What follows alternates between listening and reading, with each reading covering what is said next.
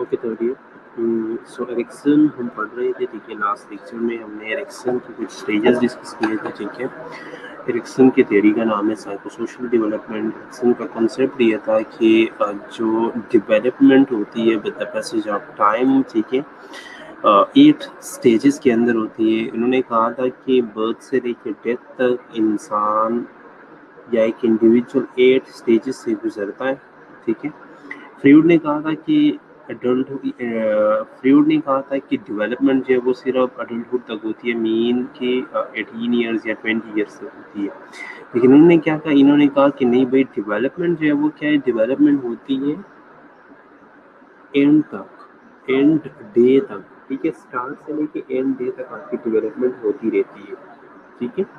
इन्होंने 8 स्टेजेस के अंदर अपनी थ्योरी को एक्सप्लेन किया। उन्होंने कहा था कि 1 से 4 तक जो स्टेजेस है, एरिक्सन ने कहा था कि 1 से 4 तक जो स्टेजेस है ये इसके ऊपर इंडिविजुअल का अपना कंट्रोल नहीं होता, वो दूसरों से डिटरमेंट है, वो पेरेंट्स से, वो टीचर्स से, वो फैमिली से, ठीक है, उनका असर इन पे ज़्यादा होता है। लेकिन जो 5 to 8 स्टेजेस है, ठीक है, 5 to 8 स्टेजेस के अंदर इंडिविजुअल का अपना कंट्रोल जो है वो ज़्यादा होता है, इंडिविजुअल का अपना कंट्रोल जो है वो ज़्यादा हो जाता है, ठीक है।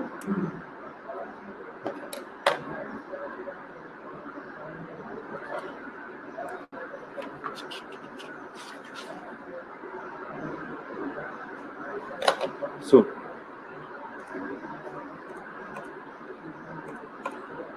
साथ साथ उन्होंने ये कहा था कि हर एक स्टेज के अंदर एक कॉन्फ्लिक्ट रेज होगा, ठीक है, अगर उस कॉन्फ्लिक्ट को हम सही तरीके से रिजॉल्व करते तो हम नेक्स्ट स्टेज पे मूव करेंगे, और अगर हम उसे सही तरीके से रिजॉल्व नहीं करेंगे तो हम लेटर लाइफ में जो है वो हमें प्रॉब्लम्स होगी। हर एक स्टेज के अंदर एक सिग्निफिकेंट रिलेशनशिप है कि किसके साथ अब इस टाइम पे इसका रिलेशनशिप बनेगा, ठीक है, कि वो स्ट्रेंथ है हर एक स्टेज के अंदर, ठीक है। और फिर उसके बाद हमने ये बताया है कि इम्प्लीकेशंस किस तरह करनी है, उस स्टेज को आपने किस तरह अप्लाई करना है, ठीक है। So identity versus role confusion तक हमने पढ़ा था। आज हम स्टेज 6 के बारे में डिस्कस करेंगे, जो कि स्टेज है इंटीमेसी वर्सेस आइसोलेशन। यहाँ तक किसी भी बच्चे का कोई भी क्वेश्चन होता है,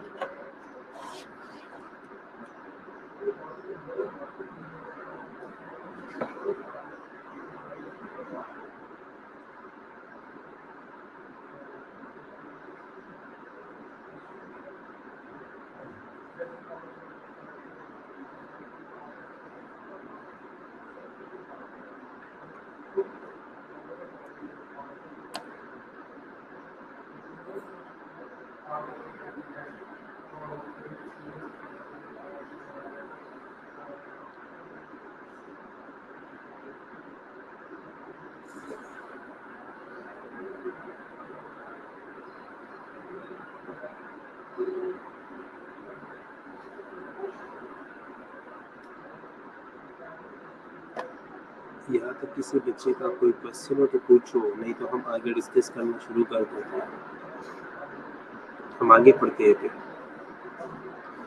अगर कोई क्वेश्चन नहीं है तो फिर हम आगे पढ़ते हैं।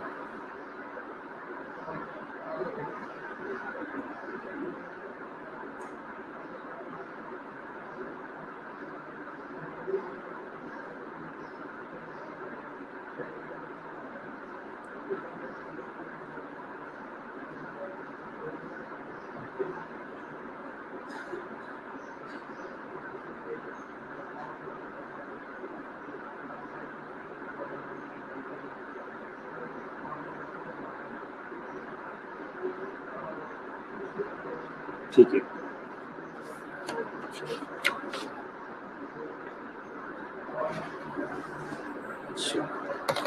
सो स्टेज 6 इंटीमेसी वर्सेस आइसोलेशन। अब ये जो स्टेज है, स्टेज 6, इसका जो अप्रॉक्सीमेट एज है ये 20 से लेके 40 साल तक। 20 से 40 साल तक का जो एज है, मैंने आप लोगों को एक दिन किसी और लेक्चर में भी हमने ये एक्सप्लेन किया था, थोड़ा सा डिस्कस किया था कि अडल्टहुड, जो अडल्टहुड है ना, ये क्या है, ये 20 के बाद शुरू होता है। 20 के बाद डेथ तक जितना भी टाइम है ना, वो क्या है, वो अडल्टहुड कहलाता है। अब इस अडल्टहुड को हमने 3 में डिवाइड किया है, यंग, मिडल और लेट। जो पहला है वो यंग अडल्टहुड है, जो कि 20 से 40 साल तक। उसके बाद मिडिल अडल्टहुड है, जो कि 40 से लेकर 60 तक है। और उसके बाद लेटर अडल्टहुड है, जो कि 60 की बाद की जिंदगी, ठीक है, जो कि 60 की बाद की जिंदगी। सो इंटीमेसी वर्सेस आइसोलेशन, ठीक है, इसका जो अप्रॉक्सीमेट एज है वो 20 से लेकर 40 साल तक है, जो कि यंग अडल्टहुड एज है। जो कि यंग अडल्टहुड एज है। ठीक है। सो इस स्टेज का जो साइकोलॉजिकल क्राइसिस है वो है इंटीमेसी या आइसोलेशन। ठीक है, या तो इस एज के अंदर एक इंडिविजुअल इंटीमेट रिलेशनशिप में बाइंड हो जाएगा, या तो इस एज के अंदर एक इंडिविजुअल इंटीमेट रिलेशनशिप के अंदर बाइंड हो जाएगा, और या वो आइसोलेट होकर बिल्कुल सेपरेट रह जाएगा। सिग्निफिकेंट रिलेशनशिप जो इसमें है वो है partners in friendship, sex and cooperation. इसमें इंडिविजुअल फ्रेंडशिप के अंदर अपना पार्टनर ढूंढना शुरू कर देता है। फ्रेंडशिप तो है ही है, लेकिन वो अपना पार्टनर ढूंढना शुरू कर देता है। सेक्सुअल रिलेशनशिप स्टार्ट हो जाते हैं, कोऑपरेटिव रिलेशनशिप स्टार्ट हो जाते हैं, इंटीमेट रिलेशनशिप जो है वो स्टार्ट हो जाती है। सिलेक्शन ऑफ अ मेट, इसमें वो अपने लिए मेट ढूंढना शुरू कर देता है। मेट नहीं, मेट, ठीक है, दोस्त ढूंढना शुरू कर देता है। जिंदगी की गुजारने के लिए दोस्त ढूंढना शुरू कर देता है। ठीक है, तो ये वो एज है जिसमें लोग अपना मेट सेलेक्ट करते हैं, अपना जीवन साथी जो है वो सेलेक्ट करते हैं। Establishment of in occupational pattern, और इसके साथ साथ आप इंडिविजुअल कोई काम काज करना शुरू कर देता है, कोई किसी ऑक्यूपेशनल पैटर्न के अंदर जो है वो एंटर होना स्टार्ट कर देता है। 20 से 40 साल की उम्र वो उम्र है जिसमें हम काम करना शुरू कर देते हैं।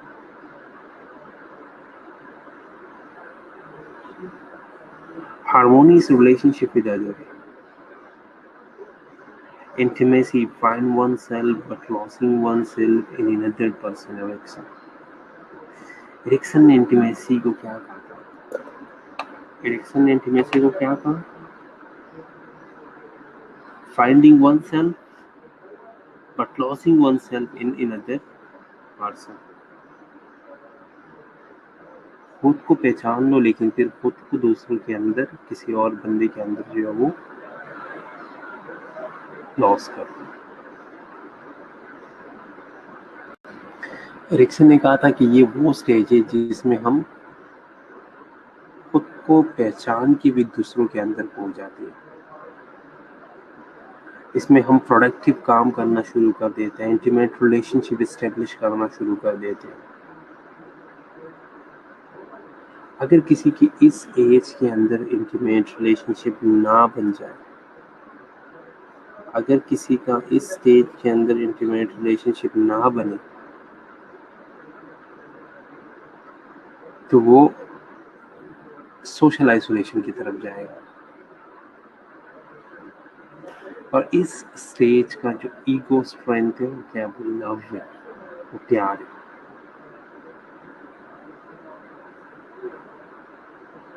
एक शेयर आइडेंटिटी लोग इसमें जो है वो चूज कर लेते हैं। एक शेयर आइडेंटिटी लोग इसमें चूज कर लेते हैं, और एक दूसरी बंदे के अंदर खुद को फ्यूज करना शुरू कर देता है।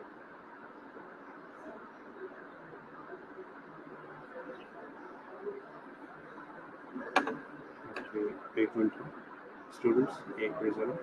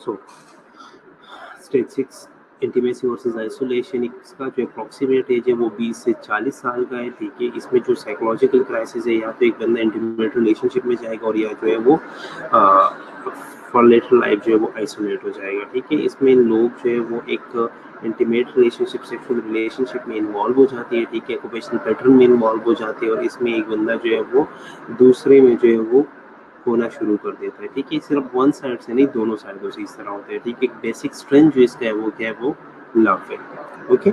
सो इम्प्लीकेशन, इसको आप अप्लाई कैसे कर सकते हो लाइफ में, ठीक है। डेवलप हार्मोनियस रिलेशनशिप, आप इसमें ना रिलेशनशिप जो है वो डेवलप करना शुरू कर देते हो, इसमें आप रिलेशनशिप्स में आ जाते हो, ठीक है। आप हर एक इंडिविजुअल को चाहिए कि इस एज के अंदर वो क्या करें, इस एज के अंदर जो है वो प्लीजिंग या होल रिलेशनशिप के अंदर आ जाए, ठीक है। प्लीजिंग या होल रिलेशनशिप के अंदर आ जाए, ठीक है। And develop the habit to love and to work, ठीक है। और ये हैबिट डेवलप कर लो कि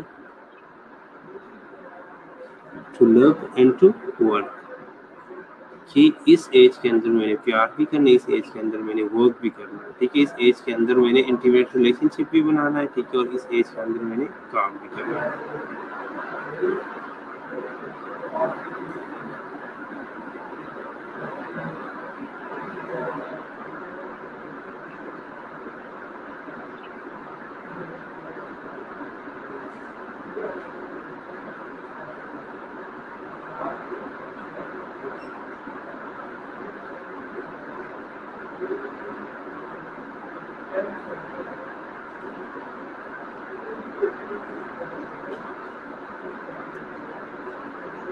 यहाँ तक कोई क्वेश्चन?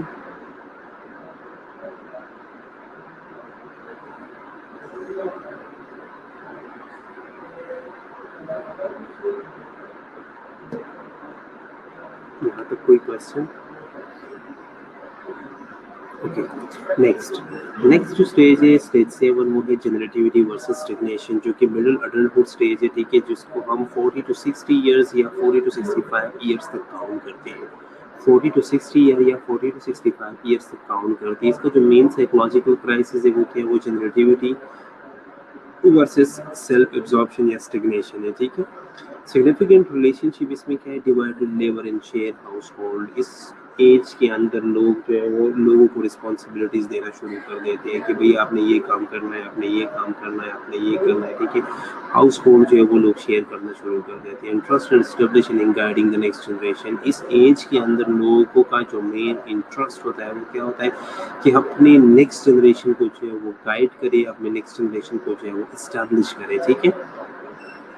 अपनी नेक्स्ट जनरेशन को एस्टेब्लिश करे, अपने नेक्स्ट जनरेशन को वो गाइड करे। Focus on career and family, ठीक है। इसके अंदर मेन जो फोकस होता है वो फैमिली के ऊपर होता है, वो करियर के ऊपर होता है, ठीक है। Involve in creative pursuits, voluntary work, art, science etcetera. By failing to achieve these objective one become stagnant. और अगर इस एज के अंदर कोई बंदा जो है वो किसी को गाइड ना करे, किसी बंदे को जो है वो स्टैटिक नौकरी ना मिले, किसी बंदे को जो है वो करियर, एक गुड करियर ना मिले, ठीक है, तो वो बंदा जो है या वो किसी कोई क्रिएटिव काम ना करे तो वो क्या हो जाता है, वो स्टैग्नेंट हो जाता है। वो बाकी लोगों में फिर इंटरेस्ट लेना छोड़ देता है, वो सिर्फ फिर अपने साथ जो है वो कंसर्न होता है। और इस स्टेज का जो बेसिक ईगो स्ट्रेंथ है वो क्या है, वो केयर है, किसी का केयर करना। इस एज के अंदर ब्रॉड कंसर्न होता है दूसरों का। 40 से 65 साल की उम्र में हम अपने लिए नहीं बल्कि फिर दूसरों के लिए काम करना शुरू करते हैं, ठीक है। दूसरों का मतलब ये नहीं है कि बाहर के लोग, दूसरों का मतलब है हमारे अपने ज़ात से अलग जो लोग हैं, मीन हमारी जो फैमिली, उनके लिए फिर हम काम करना शुरू, हमारे बच्चे जो होते हैं बच्चों के लिए काम करना शुरू करें, भाई बहनों के लिए काम करना शुरू करें। फिर इस एज के बाद जो है वो हम अपने लिए काम नहीं करते, हमारा जो मेन कंसर्न होता है वो कौन होता है? वो बाकी लोग होते हैं, वो फैमिली होती है, वो हमारा नेक्स्ट जनरेशन होता है, ठीक है। नीड टू टीच अदर, और हम दूसरों को टीच करना शुरू कर देते हैं, सिखाना शुरू कर दिया, भाई आपने ये करना है, ये नहीं करना, ये करना है, ये नहीं करना, ये इस तरह करना है, ये इस तरह करना है, ठीक है। ये सारी चीज़ें जो है वो हम स्टार्ट कर देते हैं, ओके।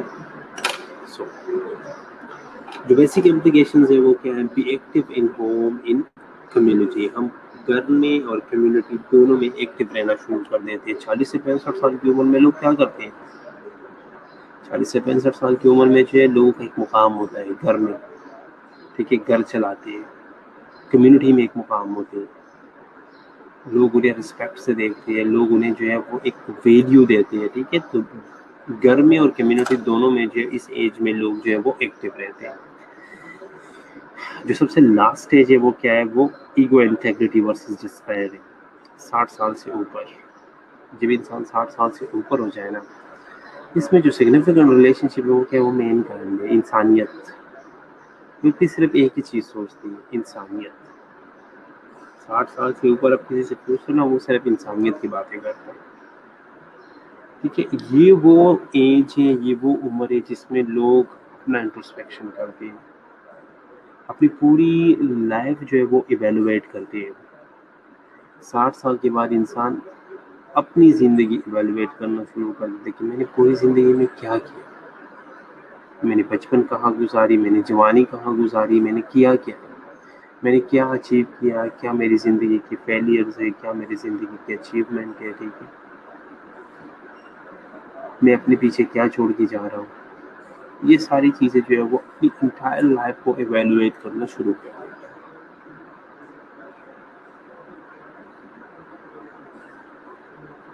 और अपनी ज़िंदगी को देख के वो दो चीज़ों की तरफ जाता है, या तो इंटीग्रिटी की तरफ जाएगा अगर उसने कुछ किया है अपनी लाइफ में, अगर वो अपनी लाइफ से सेटिस्फाई है तो वो इंटीग्रिटी में जाएगा, वो कहेगा भाई ठीक है यार, मैंने बहुत कुछ किया है, जितना मैंने करना था वो मैं कर चुका हूँ, जितना मेरा पार्ट था वो मैं कर चुका हूँ। नहीं तो वो डिस्पेयर की तरफ जाएगा, review with anger and frustration. अगर उसने कुछ अचीव नहीं किया, उसने कुछ किया नहीं है, ठीक है, तो वो क्या कहेगा कि पूरी ज़िंदगी ये भी फजूल में गुजर गई, पूरी ज़िंदगी में मैंने कुछ नहीं किया, या पूरी ज़िंदगी मैंने काम किया लेकिन मुझे उसका सिला नहीं मिला।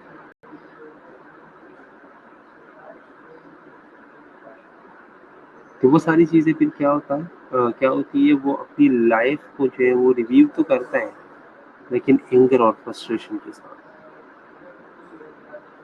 So acceptance of accomplishment, failure in ultimate limitation, except of penalty of death.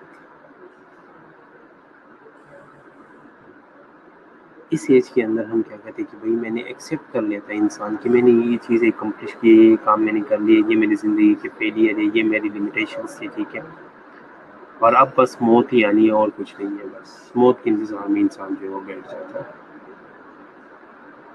अगर इंसान को ये लगता है ना कि उसकी ज़िंदगी जितनी भी गुजरी है वो अनप्रोडक्टिव गुजरी है, उसने अपनी लाइफ में कुछ अचीव नहीं किया, तो अपने पास्ट के बारे में गिल्ट रहेगा, वो अपने पास्ट के बारे में बिल्कुल गिल्टी रहेगा, लाइफ के साथ वो डिससेटिस्फाई रहेगा, डिस्पेयर की तरफ जाएगा, लाइफ के साथ वो डिससेटिस्फाई रहेगा, वो डिस्पेयर की तरफ जाएगा। और जो बेसिक स्ट्रेंथ है इस एज का या इस स्टेज का, वो क्या है? वो विजडम है। इस एज के लोगों से जो है वो आप सिर्फ विजडम की तरफ को करते हैं। 60 प्लस जो लोग होते हैं उनका सिर्फ विजडम है।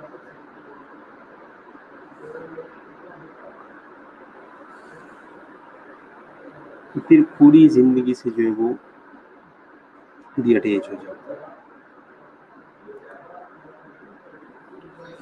इसको हम अप्लाई कैसे करेंगे? इंट्रोस्पेक्शन बहुत ज़रूरी है। वो अपनी इंट्रोस्पेक्शन तो कर रहे हैं लेकिन हमें क्या करना चाहिए अगर हमारे बड़े बुजुर्ग इस उम्र तक पहुंच जाते हैं, 60 से अबव पहुंच जाते हैं, तो हमें क्या करना चाहिए? हमें उनको सुनना चाहिए, उनके लाइफ स्टोरीज को हमें सुनना चाहिए। वो लोग जो बोलते हैं उन्हें हमने सुकून से गौर से सुनना है।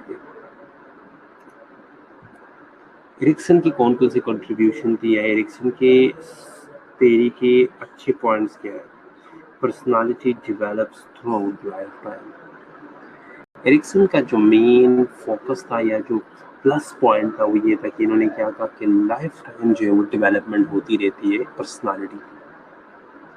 ऐसा नहीं है कि सिर्फ और सिर्फ 18 ईयर्स तक जो है वो आपकी पर्सनालिटी जो है वो डेवलप हो गई और बाकी काम खत्म। नहीं, इन्होंने कहा कि पर्सनालिटी लाइफ टाइम के लिए जो है वो डेवलप होती रहती है, पूरी जिंदगी जो है वो आपकी पर्सनालिटी डेवलप होती है।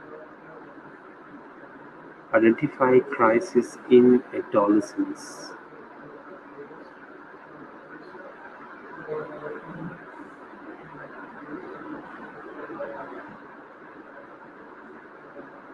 इन्होंने जो मेन काम किया वो एडोलेसेंस एज के अंदर क्राइसिस को आइडेंटिफाई करना है, और साथ साथ इन्होंने ये कहा कि सोशल, कल्चरल, पर्सनल, सिचुएशनल सारी फोर्सेस जो है वो पर्सनालिटी को फॉर्म करने में मदद करती है। इन्होंने कहा कि कोई एक फैक्टर नहीं है, जिस तरह फ्रीवुड ने कहा था कि सिर्फ सेक्सुअल प्लेयर जो है वो पर्सनालिटी डेवलप करती है। इन्होंने कहा नहीं, मल्टीपल फैक्टर्स है हमारे पास, जिसमें सोशल है, जिसमें कल्चरल है, जिसमें पर्सनल है, जिसमें सिचुएशनल फैक्टर्स है। ये सारी पर्सनालिटी डेवलपमेंट के अंदर जो है वो अपना रोल प्ले कर। अब अगर एरिक्सन के ऊपर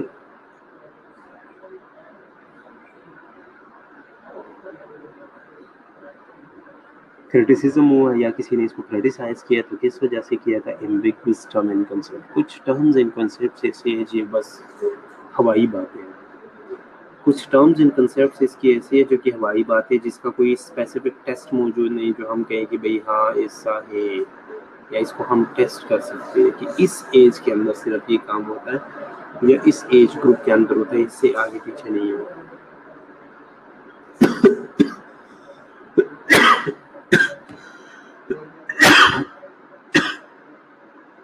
Excuse me.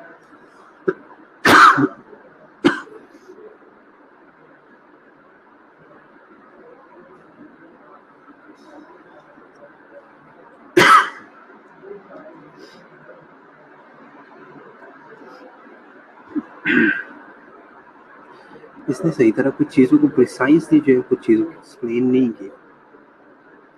कुछ टर्म्स जो है वो हम एम्पेरिकली मेजर नहीं कर सकते, ऐसे सिंपली मेजर नहीं कर सकते कि हाँ ये एज ग्रुप है इसने ये करना है, किसी और एज ग्रुप में ये काम नहीं हो सकता। और इसने जितना भी एक्सपीरियंस अप्लाई किया है ना स्टेजेस के अंदर, वो सिर्फ और सिर्फ मेल्स के ऊपर किया। इसने सारा एक्सपीरियंस जो स्टेजेस के अंदर अप्लाई किया है वो सिर्फ और सिर्फ मेल्स के ऊपर किया है।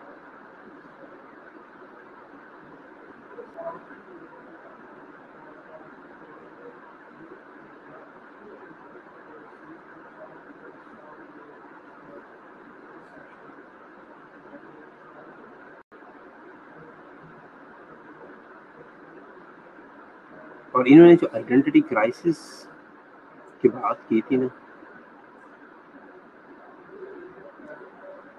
इन्होंने जो आइडेंटिटी क्राइसिस की बात की थी, किस स्टेज में इन्होंने आइडेंटिटी क्राइसिस की बात की थी? याद है कुछ?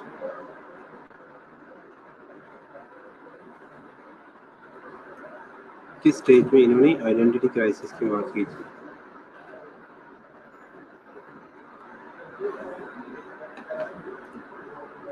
आइडेंटिटी वर्सेस रोल कंफ्यूजन के अंदर,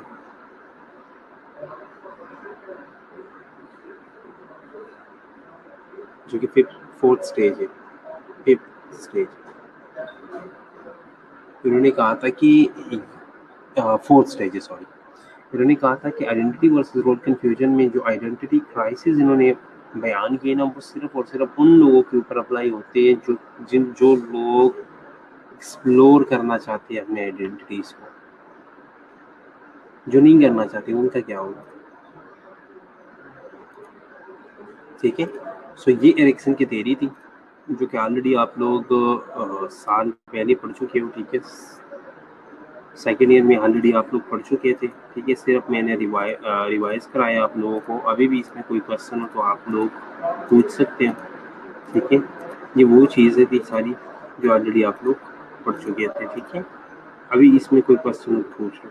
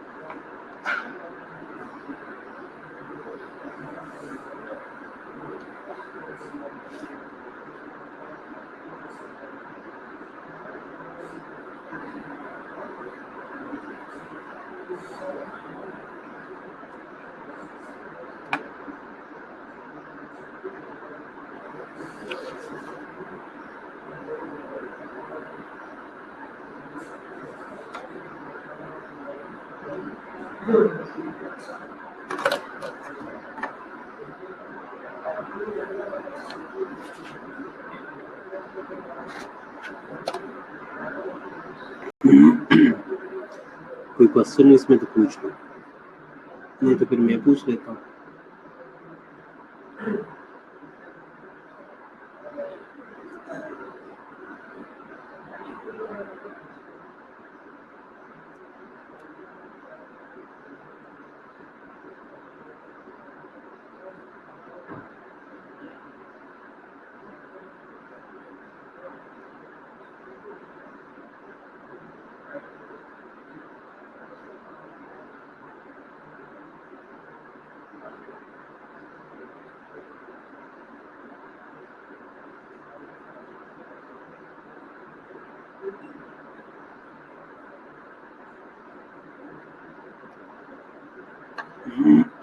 कोई क्वेश्चन नहीं है। ओके, ऑलमोस्ट हमारा साइकोलॉजी का कोर्स कंप्लीट है। ऑलमोस्ट क्या मतलब कंप्लीट हो गया है? इसके बाद क्या पढ़ना है ये बताइए जरा मुझे। एक्स्ट्रा में क्या पढ़ना है? एक्स्ट्रा टॉपिक कौन कौन से पढ़ने हैं और क्या पढ़ना है उसमें? जो टॉपिक आप लोगों को लग रहा हो कि आप लोगों को नहीं आता वो मुझे बताइए जरा, कि वो हम स्टार्ट करेंगे।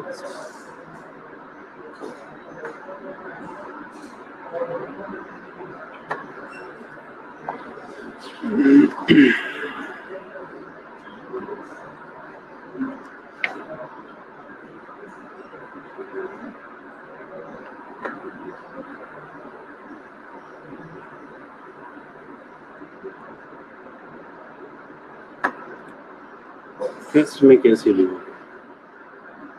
टेस्ट मेरे पास सारे पड़े हैं, बने पड़े हैं, रेडी है। कैसे दूँ टेस्ट में? आप लोग आओगे तभी टेस्ट होंगे।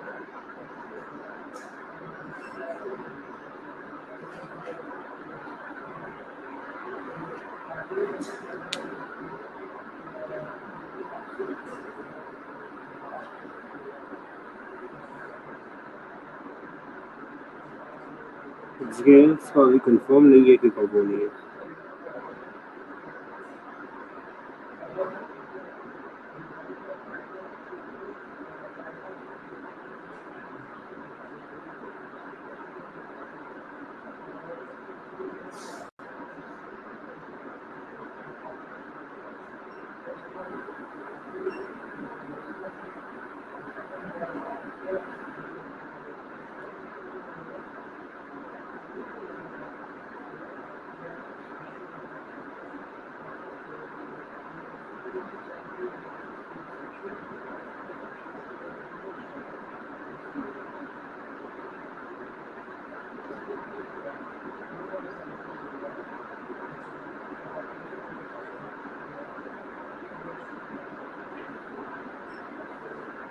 एग्जाम्स का ही नहीं। मुझे टॉपिक बताओ कि नेक्स्ट कौन सा टॉपिक पढ़ना है, क्योंकि हमारा कोर्स कंप्लीट हो चुका है, करिकुलम हमारा कंप्लीट है।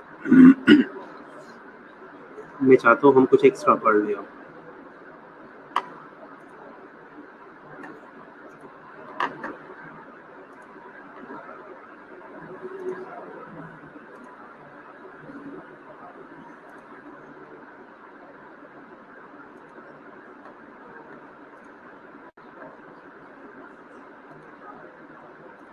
तो एक बात और भी है कि एक्स्ट्रा तो चलो हम पढ़ लेंगे, पर ये कि जितना पढ़ा है करिकुलम हमारा कंप्लीट है, आता भी है कि नहीं आता, ये तो बताओ सर। कितना आता है नहीं आता। कॉलेज ओपन होने के अभी खैर अभी कोई डिसाइड नहीं हुआ कि ओपन होने या नहीं होने।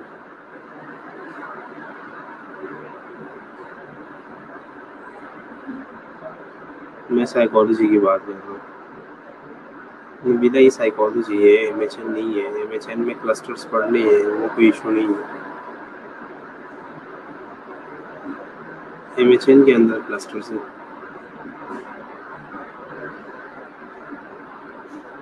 ठीक है, आप लोग रिव्यू कर लो, जिस टॉपिक में प्रॉब्लम हो वो भी पढ़ लेंगे। इसके अलावा मैं कुछ एक्स्ट्रा टॉपिक सोच रहा हूँ, वो भी हम इंशाल्लाह पढ़ेंगे। एक ही टेस्ट हुआ है, साइकोलॉजी का टेस्ट हुआ है। साइकोलॉजी है, मैं साइकोलॉजी की बात कर रहा हूँ। एमएचएन का लेक्चर, पहला लेक्चर एमएचएन का था, दूसरा साइकोलॉजी का। करेक्शन पढ़ रहे थे हम। उठ जाओ, जाग जाओ आप लोग।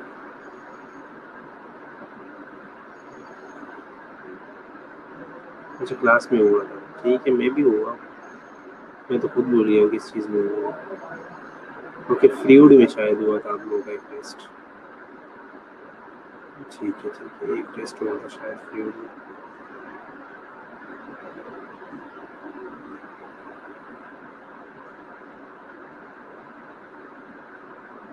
ठीक है, आप लोग डिस्कस कर लो, डिसाइड कर लो कुछ जो भी पढ़ना हो। देख रहे थे तेरी का हुआ था। हाँ वही फ्लूइड की तेरी का हुआ।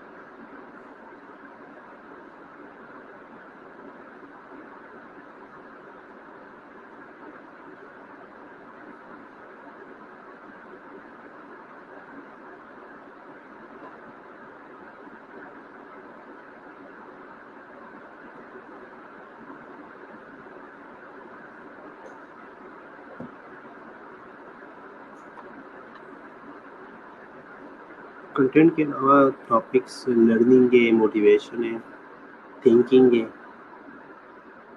इमोशंस है। जैसे कंटेंट के अंदर भी एक टॉपिक रहता है, अभी परसेप्शन।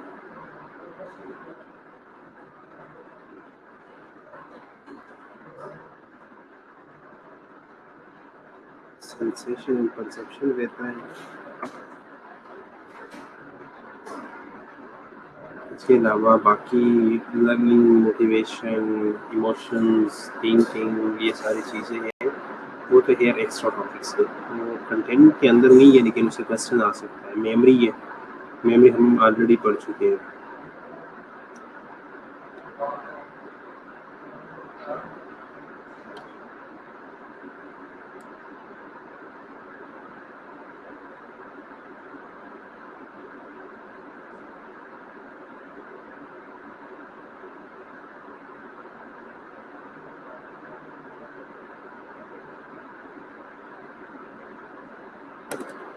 वो एक्स्ट्रा टॉपिक्स है ना।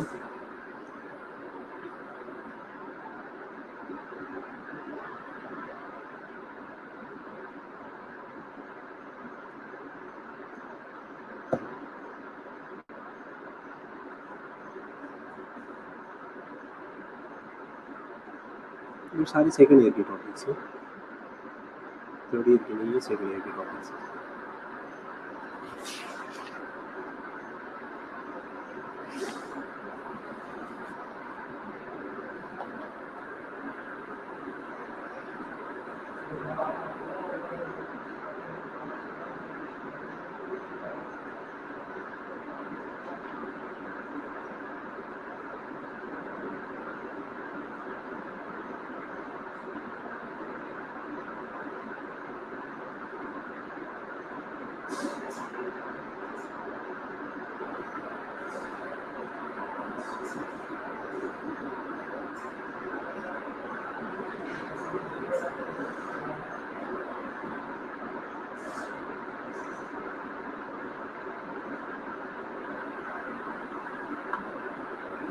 चलो फिर देखते हैं ना कि किस हिसाब से हमें पढ़नी है।